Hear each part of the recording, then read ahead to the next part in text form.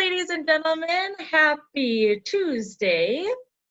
Today we have a special guest. This is my mom, Peggy Moran, coming to us from Washburn. So she and I are doing this over Zoom, just like how you guys and Mrs. Casted and I Zoom on Tuesdays. Today she is reading pages 141 to 150 from Harry Potter and the Sorcerer's Stone. We want to thank Scholastic for letting us read. And Harry Potter is written by JK Rowling and illustrated by Mary Grandpre. Okay, Mom, we're ready when you are. Harry and Ron were delighted to hear Hagrid call Filch that old git. And as for that cat, Mrs. Norris, I'd like to introduce her to Fang sometime. Do you know, every time I go up to the school, she follows me everywhere. Can't get rid of her. Filch puts her up to it. Harry told Hagrid about Snape's lesson. Hagrid, like Ron, told Harry not to worry about it, that Snape liked hardly any of the students. But he seemed to really hate me. Rubbish, said Hagrid. Why should he? Yet Harry couldn't help thinking that Hagrid didn't quite meet his eyes when he said that. How is your brother, Charlie? Hagrid asked Ron. I liked him a lot. Great with animals. Harry wondered if Hagrid had changed the subject on purpose. While Ron told Hagrid all about Charlie's work with the dragons, Harry picked up a piece of paper that was lying on the table under the tea cozy. It was a cutting from the Daily Prophet. Gringotts break-in latest. Investigations continue into the break-in at Gringotts on 31 July, widely believed to be the work of dark wizards or witches unknown. Gringotts goblins today insisted that nothing had been taken. The vault that was searched had been in fact emptied the same day. But we're not telling you what was in there, so keep your noses out if you know what's good for you, said the Gringotts spokesgoblin this afternoon. Harry remembered Ron telling him on the train that someone had tried to rob Gringotts, but Ron hadn't mentioned the date. Hagrid, said Harry, that Gringotts break-in happened on my birthday. It might have been happening while we were there. There was no doubt about it. Hagrid definitely didn't meet Harry's eyes this time. He grunted and offered him another rock cake. Harry read the story again. The vault that was searched had in fact been emptied earlier that day. Hagrid had emptied vault 713. If you could call it emptying, taking out that grubby little package. Had that been what the thieves were looking for? As Harry and Ron walked back to the castle for dinner, their pockets weighed down with rock cakes they'd been too polite to refuse, Harry thought that none of the lessons he'd had so far had given him as much to think about as tea with Hagrid. Had Hagrid collected that package just in time? Where was it now? And did Hagrid know something about Snape that he didn't want to tell Harry? Chapter 9, The Midnight Duel. Harry had never believed he would meet a boy he hated more than Dudley, but that was before he met Draco Malfoy. Still, first-year Gryffindors only had potions with the Slytherins, so they didn't have to put up with Malfoy much. Or at least they didn't until they spotted a notice pinned up in the Gryffindor common room that made them all groan. Flying lessons would be starting on Thursday, and Gryffindor and Slytherin would be learning together. Typical, said Harry darkly. Just what I always wanted, to make a fool of myself on a broomstick in front of Malfoy. He had been looking forward to learning to fly more than anything else. You don't know that you'll make a fool of yourself, said Ron reasonably. Anyway, I know Malfoy's always going on about how good he is at Quidditch, but I bet that's all talk. Malfoy certainly did talk about flying a lot. He complained loudly about first years never getting on the house Quidditch teams and told long, boastful stories that always seemed to end with him narrowly escaping Moogles in helicopters. He wasn't the only one, though. The way Seamus Finnegan told it, he'd spent most of his childhood zooming around the countryside on his broomstick. Even Ron would tell anyone who'd listen about the time he'd almost hit a hang glider on Charlie's old broom. Everyone from wizarding families talked about Quidditch constantly. Ron had already had a big argument with Dean Thomas, who shared their dormitory, about soccer. Ron couldn't see what was exciting about a game with only one ball where no one was allowed to fly. Harry had caught Ron prodding Dean's poster of West Ham's soccer team, trying to make the players move. Neville had never been on a broomstick in his life because his grandmother had never let him near one. Privately, Harry felt she'd had good reason, because Neville managed to have an extraordinary number of accidents, even with both feet on the ground. Hermione Granger was almost as nervous about flying as Neville was. This was something you couldn't learn by heart out of a book. Not that she hadn't tried. At breakfast on Thursday, she bored them all stupid with flying tips she'd gotten out of a library book called Quidditch Through the Ages. Neville was hanging on to her every word, desperate for anything that might help him hang on to his broomstick later. But everybody else was very pleased with Hermione's lecture was interrupted by the arrival of the mail.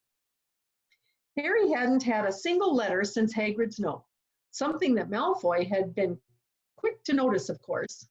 Malfoy's eagle owl was always bringing him packages of sweets from home, which he opened gloatingly at the Slytherin table.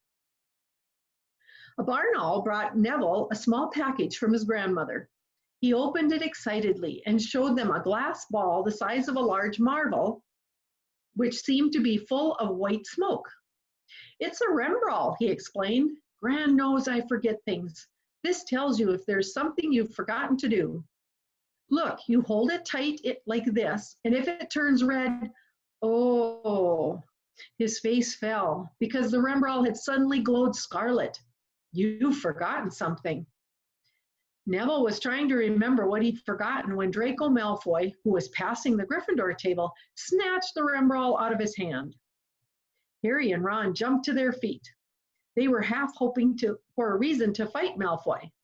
But Professor McGonagall, who could spot trouble quicker than any teacher in the school, was there in a flash. "What's going on?" "Malfoy's got my Rembrall, Professor." Scowling, Malfoy quickly dropped the Rembrall back on the table. "Just looking," he said, and he sloped away with Crabbe and Goyle behind him. At 3:30 that afternoon, Harry, Ron, and the other Gryffindors hurried down the front steps onto the grounds for their first flying lesson. It was a clear, breezy day, and the grass rippled under their feet as they marched down the sloping lawns toward a smooth, flat lawn on the opposite side of the grounds to the Forbidden Forest, whose trees were swaying darkly in the distance. The Slytherins were already there, and so were 20 broomsticks lying in neat lines on the ground.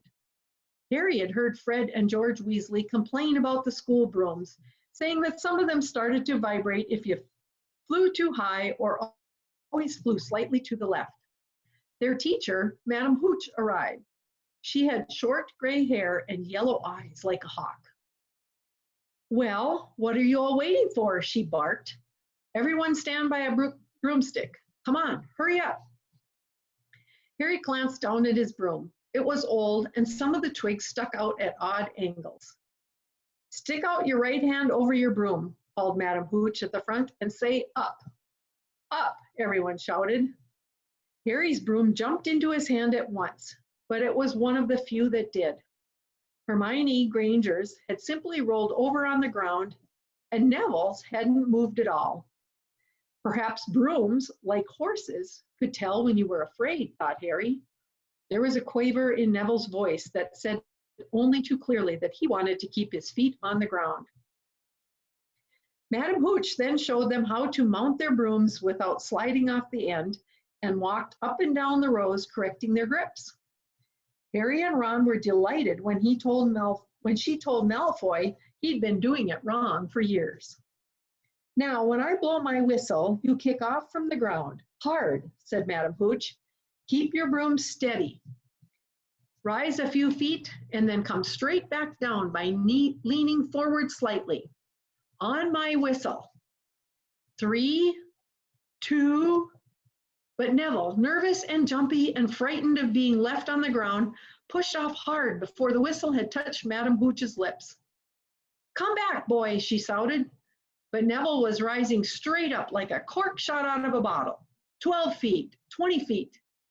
Harry saw his scared white face look down at the ground, falling away, saw him gasp, slip sideways off the broom, and wham! A thud and a nasty crack, and Neville lay face down on the grass in a heap.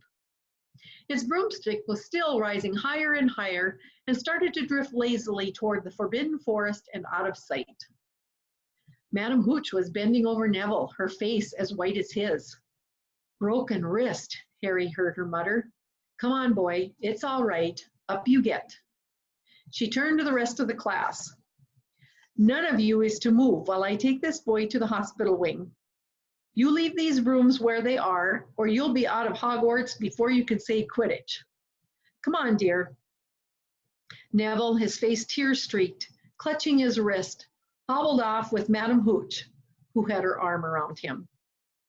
No sooner were they out of earshot than Malfoy burst into laughter. "Did you see his face, the great lump?" The other Slytherins joined in. "Shut up, Malfoy," snapped Parvati Patil. "Oh, sticking up for Longbottom," said Pansy Parkinson, a hard-faced Slytherin girl. "Never thought you'd like a fat little crybabies, Parvati." "Look," said Malfoy, darting forward and snatching something out of the grass. "It's that stupid thing Longbottom's Gran sent him." The Rembrall glittered in the sun as he held it up. "Give that here, Malfoy," said Harry quietly. Everyone stopped talking to watch. Malfoy smiled nastily. "I think I'll leave it somewhere for Longbottom to find. How about up a tree?" "Give it here," Harry yelled. But Malfoy had leapt onto his broomstick and taken off. He hadn't been lying. He could fly well. Hovering level with the topmost branches of an oak, he called, "Come and get it, Potter." Harry grabbed his broom. "No!" shouted Hermione Granger. "Madam Hooch told us not to move. You'll get us all into trouble." Harry ignored her. Blood was pounding in his ears.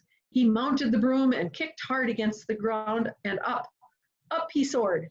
Air brushed through his hair, and his robes whipped out behind him. And in a rush of fierce joy, he realized he found something he could do without being taught. This was easy. This was wonderful. He pulled his broomstick up a little to take it even higher, and heard screams and gasps of girls back on the ground and an admiring whoop from Ron. He turned his broomstick sharply to face Malfoy in midair. Malfoy looked stunned. "Give it here," Harry called, "or I'll knock you off that broom." "Oh yeah?" said Malfoy, trying to sneer, but looking worried. Harry knew somehow what to do. He leaned forward and grasped the broom tightly on both hands, and it shot toward Malfoy like a javelin. Malfoy only just got out of the air in time. Harry made a sharp about-face and held the broom steady. A few people below were clapping. "No Crabbe and Goyle up here to save your neck, Malfoy," Harry called. The same thought seemed to have struck Malfoy. "Catch it if you can, then," he shouted, and he threw the glass ball high into the air and streaked back toward the ground.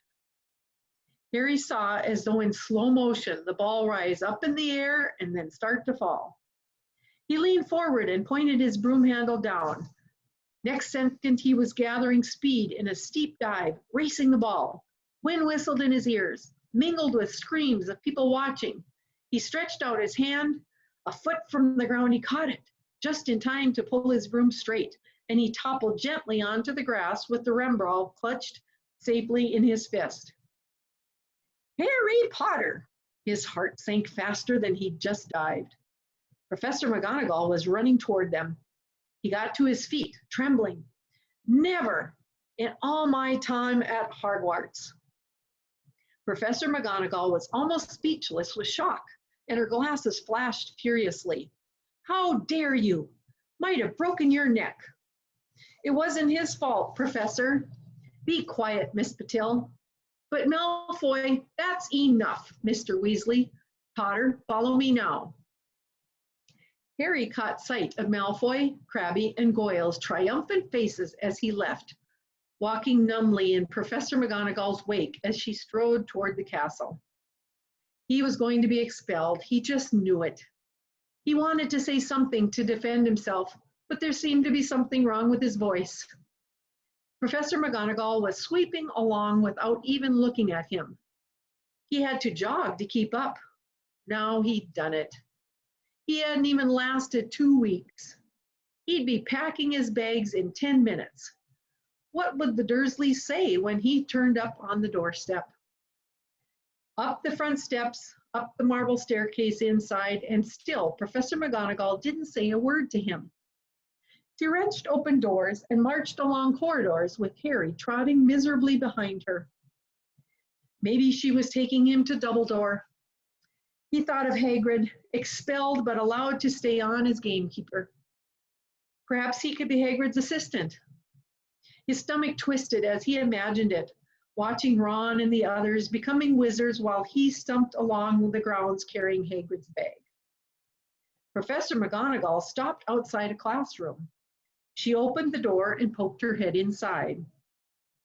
"Excuse me, Professor Flitwick. Can I borrow wood for a moment?" Wood, thought Harry, bewildered.